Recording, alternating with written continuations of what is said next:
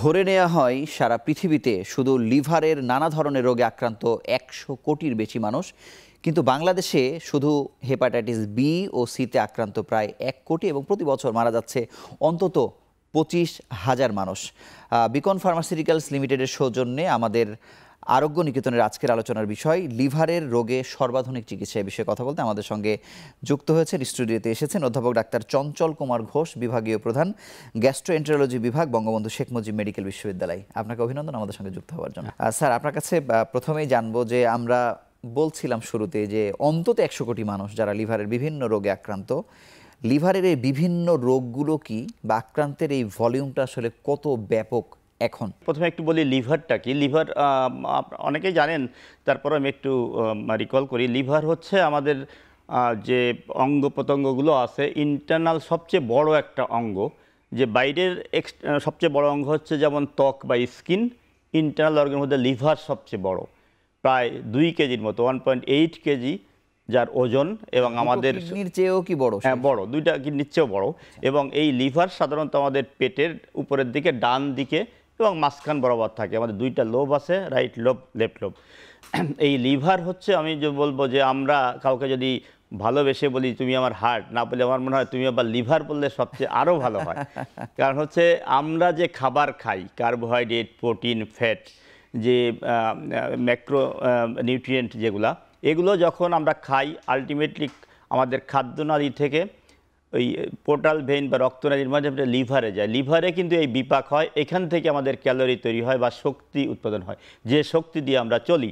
আচ্ছা। আবার এই খাবার থেকে বা আমাদের যেসব বজ্র পদার্থ তৈরি হয়, অথবা আমরা প্রতিদিন যে আমরা টক্সিন খাচ্ছি, বিশেষ করে আমরা বাংলাদেশে তো খাচ্ছি বিভিন্ন ধরনের কেমিক্যাল টক্সিন, এইগুলো কিন্তু ডিটক্সিফাইডও লিভারে হয় এবং লিভার এগুলোকে ড্যামেজ করে। একই সঙ্গে কিন্তু বলা হয়, আমরা শুনি যে লিভারের সহ্য ক্ষমতা অনেক বেশি, মানে হার্ট যত দ্রুত আক্রান্ত হয়ে যায় বা কিডনি যত দ্রুত বিকল হয়ে যায়, মানে এই জায়গাটার বিজ্ঞানসম্মত ব্যাখ্যাটি জানতে চাই। হ্যাঁ, এই জায়গাটার বিজ্ঞানসম্মত ব্যাখ্যা হচ্ছে লিভারটা হচ্ছে হার্ট যেমন আপনার শুধুমাত্র আমাদের কি বলবো রক্তনালী, সরু সরু রক্তনালী আছে হার্টের মধ্যে, যেটা একটা ব্লক হয়ে গেলেই আপনার এটা সাধারণত আপনার রক্তনালীটা ব্লক হয়ে গেলে আপনার সেই ডিস্টাল পার্টে আপনার ইস্কেমিয়া হয়ে যায় বা পচন ধরে।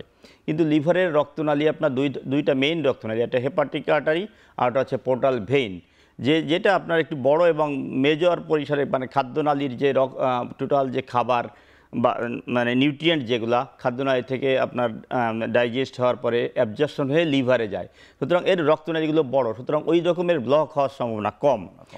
আরেকটা হচ্ছে আপনার লিভার, যেমন আমি যেটা বলতেছিলাম যে লিভারের যেমন অনেক কাজ, তেমন এর কিন্তু অনেকগুলো রোগও হয়। আচ্ছা। আমাদের দেশে ইনফেক্টিভ রোগ বা সমস্ত পৃথিবীতে ইনফেক্টিভ রোগ আপনার বেশি। এর মধ্যে আমাদের দেশে হেপাটাইটিস এ, ই, সাধারণত আপনার খাবার বা পানির মাধ্যমে যেগুলো আমাদের হয়, hepatitis B, C, D, diabetes থাকে, টাইপ 2 ডায়াবেটিস, হাইপারটেনশন, প্রেশার থাকে, ইউরিক অ্যাসিড শরীরে বেশি থাকে, ডিসলিপিডেমিয়া, চর্বির পরিমাণ বেশি থাকে রক্তে। সেই ক্ষেত্রে আপনার মেটাবলিক সিনড্রোম বলি আমরা, একটা কম্পোনেন্ট লিভারে কম্পোনেন্ট হচ্ছে, সেখানে ফ্যাটি লিভার হয়। আচ্ছা। এইটাও কিন্তু আপনার আলটিমেটলি ইনফ্লামেশন বা হেপাটাইটিস ডেভেলপ করে, স্টিয়ার্ড হেপাটাইটিস বলি। এখান থেকে কিন্তু সমস্ত পৃথিবীতে 1 নম্বর সিরোসিসের এখন 1 নম্বর কারণ ফ্যাটি লিভার। এবং এই যে সাধারণ পানির সঙ্গে, মানে সেটি যদি দূষিত হয় বা বিশুদ্ধ না হয়, ফোটানো না হয়, সেটির সঙ্গে আসলে লিভারের রোগ বাড়ার সম্পর্কটা আসলে কতটা ওতপ্রোত?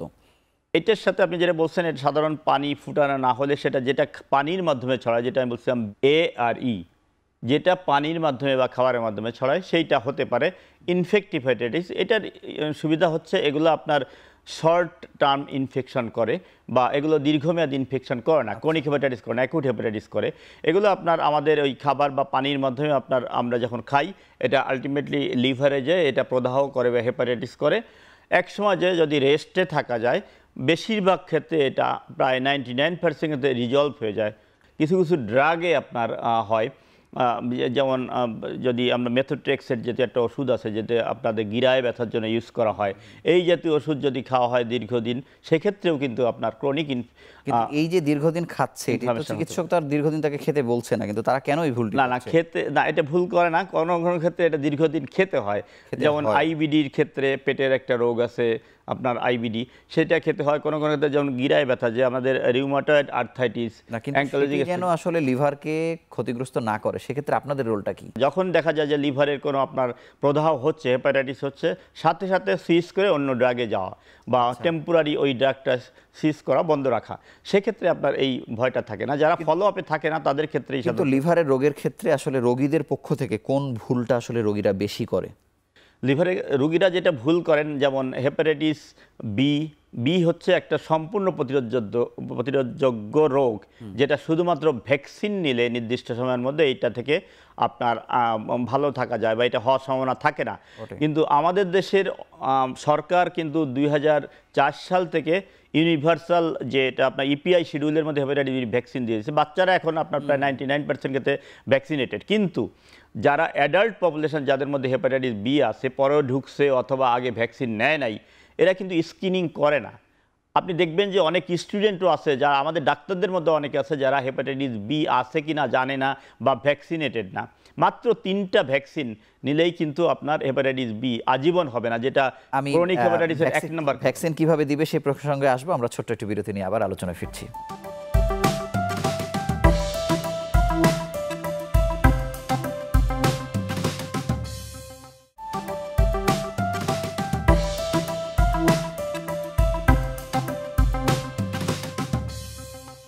ভ্যাকসিন দেওয়ার প্রবণতা আসলে আমাদের মধ্যে কেমন, বা আসলে একবার ভ্যাকসিন দিলেই কি আমি সারা জীবন সুরক্ষা পাবো? ধন্যবাদ। হেপাটাইটিস বির ভ্যাকসিন হচ্ছে 3টা ডোজ। আমি যেটা বলছিলাম, আমি যেদিন দিব একজন মানুষকে, যিনি হেপাটাইটিস বি নেগেটিভ আছেন, সারফেস অ্যান্টিজেন এইচবিএসি নেগেটিভ, প্রথম দিন, তার 1 মাস পরে এবং প্রথম থেকে 6 মাস পরে 3টা ডোজ দিলে এটা সাধারণত বলা হয় যে 20 বছর 30 বছর ফুল প্রোটেকশন থাকে। যদি কেউ একটি ডোজ দেওয়ার পরে বা 2টি ডোজ দেওয়ার পরে ভুলে যান বা 3টি যদি কমপ্লিট না করেন, তাদের ক্ষেত্রে আপনার বক্তব্য? সেই ক্ষেত্রে হচ্ছে তাদের টাইটারটা করতে হবে, অ্যান্টি-এইচবিএস টাইটার। আচ্ছা, টাইটার যদি আপনার 10-এর উপরে থাকে তাহলে এটা প্রোটেকশন আছে। যদি 10-এর নিচে থাকে সেক্ষেত্রে আমরা, যদি 0 থাকে বা 1-2, সেক্ষেত্রে আমরা ফুল ডোজে চলে যাই। আর যদি 3-4 বা আপনার একটু নিচে থাকে সেক্ষেত্রে আমরা একটা ভ্যাকসিন দিয়ে পরে 1 মাস পরে আবার টাইটার দেখা হয় যে তার টাইটারটা 10-এর উপরে গেল কিনা। এই প্রশ্নটি আসলে কতটা যৌক্তিক আমি জানি না, যে আক্রান্ত হয়ে থাকলে তাকে ভ্যাকসিন দেওয়া হয় না, মানে এই বিষয়টির ব্যাখ্যাটা আসলে জানি। ধন্যবাদ আপনাকে। আসলে ভ্যাকসিন, অ্যান্টিবডি, ভ্যাকসিনটা আছে যে আপনার আমরা অ্যান্টিজেন দিয়ে দেই, যার এগেনস্টে অ্যান্টিবডি তৈরি হয়। আমাদের যখন একটা ইনফেকশন হয়, হেপাটাইটিস বি শরীরে যায়, যখন ব্যাকটেরিয়াটা ঢোকে লিভারের মধ্যে যায়, তখন কিন্তু আপনার আমাদের শরীরের যে প্রতিরোধ ক্ষমতা, শরীরে এইটাকে আপনার আইডেন্টিফাই করে, শরীরের যে আপনার অ্যান্টিজেন, একটা ফরেন অ্যান্টিজেন হিসেবে আইডেন্টিফাই করে, তার এগেনস্টে প্রতিরোধ তৈরি করে বা অ্যান্টিবডি তৈরি করে। এই জন্য অ্যান্টি-এইচবিএস আপনার তৈরি হয়ে যায়। এই জন্য যখন আপনার ইনফেকশন হয় তখন কিন্তু আপনার অটোমেটিক ভ্যাকসিন তৈরি হয়ে গেছে অ্যান্টি-এইচবিএস। আমরা যেটা বাইরের থেকে যেই, সেটাও আপনার লাইভ অ্যাটিনুয়েটেড, এটা আপনার একটা অ্যান্টিজেন ঢুকায় দেই, বডি নিজেই কিন্তু অ্যান্টিবডি তৈরি করে।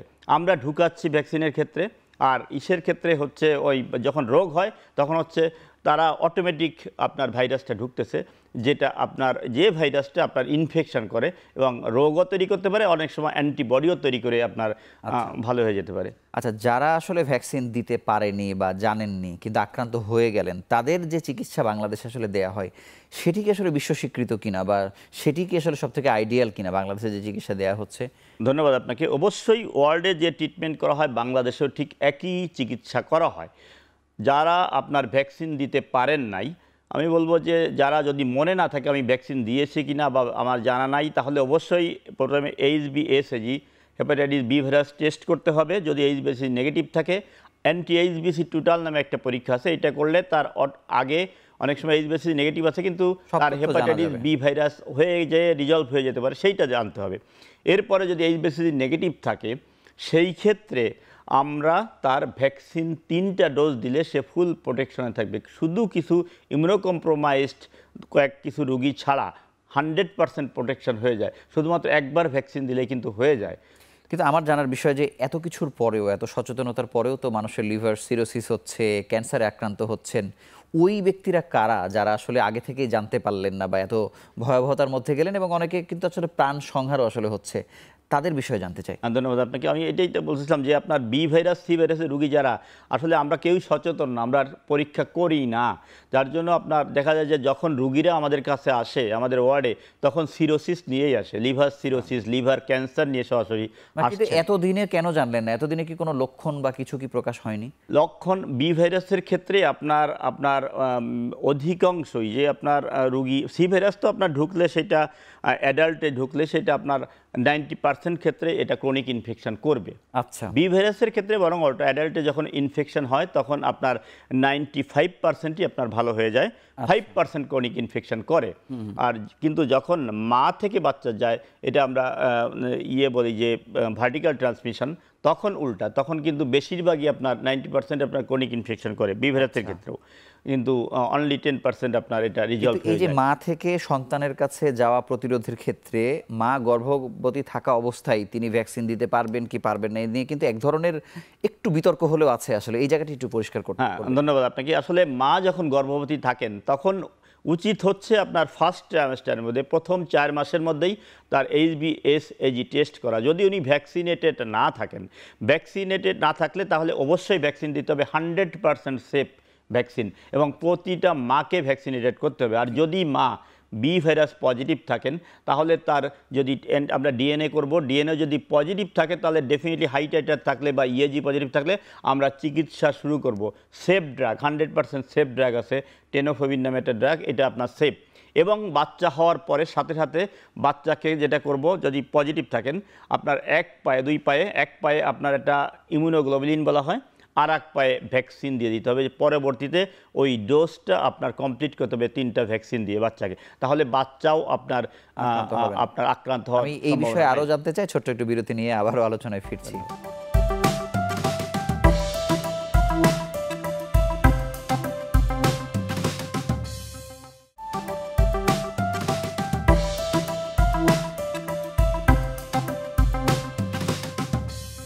যদি কোনো মা ফার্স্ট টাইমিস্টার মিস করে ফেলেন, সেকেন্ড বা থার্ড টাইমিস্টারে উনি চলে গেলেন, তখন আসলে ওনার করণীয় কি?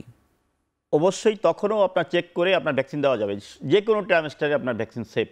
কিন্তু আমরা বলি কেন ফার্স্ট ট্রাইমেস্টারে, তাহলে ফার্স্ট ট্রাইমেস্টারে দিলে ভ্যাকসিনটা কমপ্লিট হয়ে যায়, আপনার ডোজ 3টা আমরা কমপ্লিট করতে পারি। কিন্তু যদি আপনার থার্ড ট্রাইমেস্টারে হয়, প্রথম ডোজ দিতে পারলেও আমার দিয়ে দিতে হবে।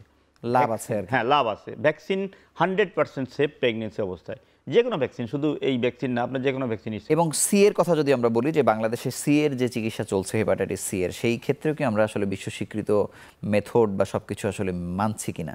ডেফিনিটলি মানছি, এবং 100% আমেরিকাতেও যে চিকিৎসা হচ্ছে বাংলাদেশেও। আমার ড্রাগের কোয়ালিটি নিয়ে আমি কথা বলবো না, কিন্তু আপনার আমাদের 100% সেম ড্রাগ দেওয়া হয়।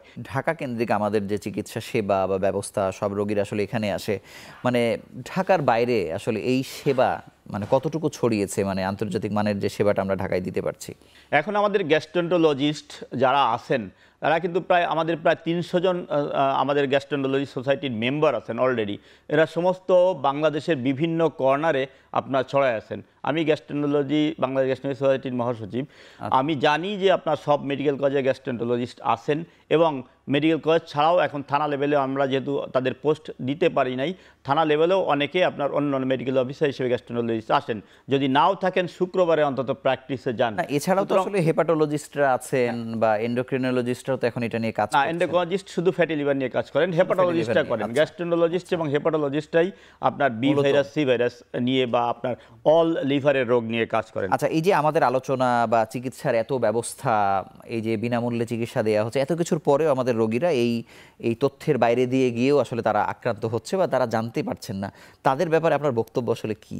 তাদের ক্ষেত্রে আমরা সচেতনতা বাড়াইতে আমরা যেটা করতে পারি সেটা হচ্ছে, আমি যেটা বলবো, আমরা যদি গ্রামে গ্রামে বা রুট লেভেলে যে কিছু প্রোগ্রাম করতে পারি, এবং এখানে চিকিৎসা হয় এরকম ব্যানার দিতে হবে যে হেপাটাইটিস বি ভাইরাস, সি ভাইরাসের আপনার চিকিৎসা হয়, চিকিৎসক আছেন, চিকিৎসা হয়। এই ধরনের প্রোগ্রাম যদি আমরা করতে পারি থানা লেভেলের হসপিটালগুলোতে, জেলা লেভেলের হসপিটালগুলোতে, এবং যদি আমরা কিছু প্রোগ্রাম করতে পারি গ্যাস্ট্রোন্টোলজিস্ট বা হেপাটোলজিস্টের মাধ্যমে, তাহলে সচেতনতা আমার মনে হয় আরও অনেক বাড়বে। কিন্তু লিভার রোগের ক্ষেত্রে কি আসলে বংশের কোনো প্রভাব আছে? যদি সেই বংশে থেকে থাকে, ওই বংশের মানুষগুলো অন্তত নিজেদের পরীক্ষা নিরীক্ষা করে হ্যাঁ, শুধরে নিতে কিছু পারে। রোগে বংশগত আছে, যেমন একটা হচ্ছে যদি হিমোগ্লোবিন নামে একটা রোগ আছে, যেটা জেনেটিক ডিজিজ।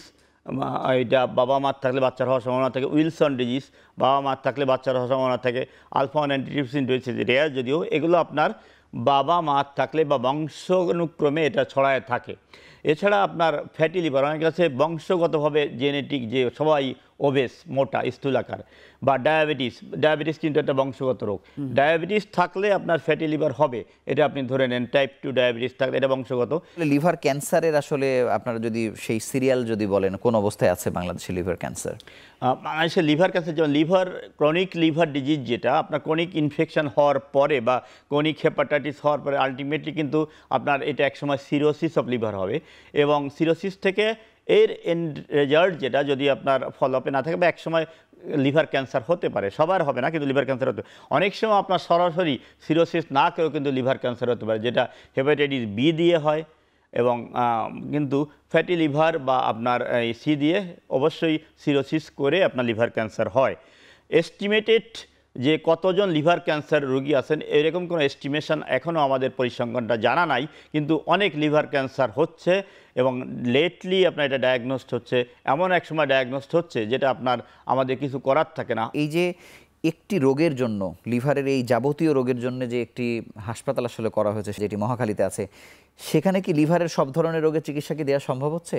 ট্রান্সপ্লান্ট যদিও এখনো সম্ভব হয়নি, তাছাড়া শুধুমাত্র লিভার ট্রান্সপ্লান্ট ছাড়া সব ধরনের চিকিৎসা দেওয়াই সম্ভব হচ্ছে, এমনকি হেপাটাইটিস সি ভাইরাসের ওষুধও কিন্তু সেখান থেকে সরকার যেটা দিচ্ছেন ওইটা ফ্রি রোগীদের সরবরাহ করা হয়। আমি শেষ প্রশ্ন হিসেবে আপনার কাছে জানতে চাই যে লিভার রোগ এড়াতে সাধারণ মানুষের আসলে কি করণীয়, আসলে যারা এখনো আক্রান্ত হননি? ধন্যবাদ আপনাকে। লিভার রোগের মধ্যে একটা হচ্ছে ইনফেক্টিভ, আমি বলবো হেপাটাইটিস এ ই আমাদের দেশে অনেক বেশি। আপনারা বিশুদ্ধ খাবার বা বিশুদ্ধ পানীয় গ্রহণ করুন, বাইরের যত্র খাবার খাবেন না, পানিটা ভালোভাবে খাওয়ার চেষ্টা করতে হবে। আরেকটা হচ্ছে হেপাটাইটিস বি প্রোটেকশনের জন্য ভ্যাকসিন অবশ্যই 100% ভ্যাকসিনেট হতে হবে। যার টেস্ট ভ্যাকসিন সম্পর্কে জানা নাই, তার টেস্ট করে যদি ভ্যাকসিন না দেওয়া থাকে ভ্যাকসিন দিতে হবে। হেপাটাইটিস সি ভাইরাস রক্তের মাধ্যমে ছড়ায়, সাধারণত ব্লাড নেওয়ার আগে কোনো কারণে বা অপারেশন করার আগে আপনার অবশ্যই সতর্ক থাকতে হবে, এবং হেপাটাইটিস সি ভাইরাসের স্কিন ব্লাড নিতে হবে। আরেকটা হচ্ছে ফ্যাটি লিভারের জন্য যেটা ইম্পর্টেন্ট সেটা হচ্ছে ডায়াবেটিস আছে কিনা পরীক্ষা করুন, ডায়াবেটিস থাকলে চিকিৎসা করুন, রেগুলার এক্সারসাইজ করুন, বা আপনার যেগুলোতে আপনার কার্বোহাইড্রেট জাতীয় খাবার এবং ফ্যাটি খাবার কম খান, শরীরের ওজনটা ঠিক রাখুন। সেক্ষেত্রে লিভারের বেশিরভাগ রোগ কিন্তু আপনার প্রোটেকশন করা যাবে। আপনাকে অসংখ্য ধন্যবাদ এবং আমাদের সঙ্গে যুক্ত হওয়ার জন্য আন্তরিকভাবে অভিনন্দন। ধন্যবাদ আপনাকে। বাংলাদেশে 17 কোটি মানুষের এই যে 1 কোটি মানুষ হেপাটাইটিস বি ও সিতে আক্রান্ত, এই তারাও কিন্তু বিভিন্ন সময় কিন্তু অনলাইনে যাচ্ছেন, বিভিন্ন ধরনের তথ্য দেখছেন, কিন্তু লিভার রোগ সম্পর্কে কিন্তু জানছেন না। এটি আসলে জানা উচিত আপনার জীবন রক্ষার জন্যই। আর যারা এখনও টিকা দিয়ে নেননি, বিশেষ করে হেপাটাইটিস বি এর, তারা অবশ্যই টিকাটি নিয়ে নেবেন। এই ছিল আজকের পর্বে। ভালো থাকুন, সুস্থ থাকুন।